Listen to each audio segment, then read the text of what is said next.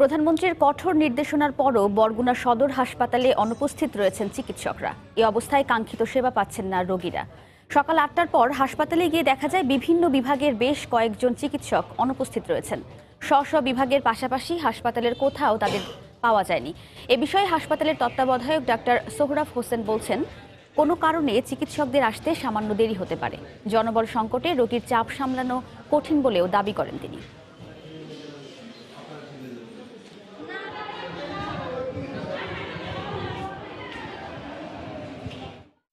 আজকে ৩ দিন পর্যন্ত আমি এখানে বেডে শোয়া, কিন্তু এখন পর্যন্ত আমার কাছে কোনো ডাক্তার কোনো কিছু আসে নাই, শুধু নার্সরা আসে। আমি এমার্জেন্সিতে আসার পর দুজন ডাক্তারের একজনকে পাওয়া যায়নি। সেখানে আমি ২০ থেকে ২৫ মিনিট অপেক্ষা করার পর তারপর দুজন ডাক্তার আসছে বাবুর টিকে দেওয়ার জন্য। এখনো হয়নি, ওরা আসেনি এখনো। সামান্য সমস্যা থাকতে পারে, ১৫ মিনিট আধা ঘন্টা দেরি হতে পারে। ওই সময়টা আরেকজনকে দিয়ে কভার করা, এটা তা নাহলে আপনি হাসপাতাল চালাতে পারবেন না। মাত্র ২জন মেডিকেল অফিসার আমার। প্রধানমন্ত্রীর কথা ওই দিনই কার্যকর হবে যেদিন এখানের ১৯টা মেডিকেল অফিসারের পোস্ট পূর্ণ করতে পারবে।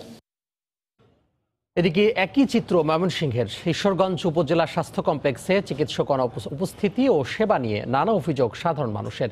স্বাস্থ্যসেবার উন্নতি না হওয়ায় ক্ষোভ তাদের। অনেকক্ষণ পরে ডাক্তার আসছে, আসার পর আমি দাঁড়ায় রয়েছি। অনেক রুমে এখনো অনেক ডাক্তার আসে নাই। যে ডাক্তারগুলো আসার কথা, ডাক্তার ঠিকমতো আসে নাই, ঠিকমতো আমাদেরকে সেবা দেয় নাই। ৮টা থেকে শুনলাম যে ডাক্তার থাকার কথা, কিন্তু এই যে 10টার সময় আসেও দেখি মাত্র 2জন ডাক্তার মাত্র দেখতেছে। ডাক্তাররা তাদের যেরকম ভাবে তাদের দায়িত্ব ডিউটি তাদের পালন করার কথা, এরকম ভাবে তারা ডিউটি পালন করতেছে না। ছোট বাচ্চা ডায়রি হয়েছে, রাত্রে নিয়ে আইছি, কোনো চিকিৎসা নাই। বাচ্চা হারা বলতেছে যে ওষুধ মষুধ লিখে দেওয়ার লাগে আনবাম, দেখি ফার্মেসি বদ্ধ, হেরা কোনো ওষুধ মষুধ দেয় নাই। ১-২জন ডাক্তার আছে আর বাকি 2টা একটা নার্স থাকে, আর সঠিক চিকিৎসা তো আপনার ভুলেও পাইছি না।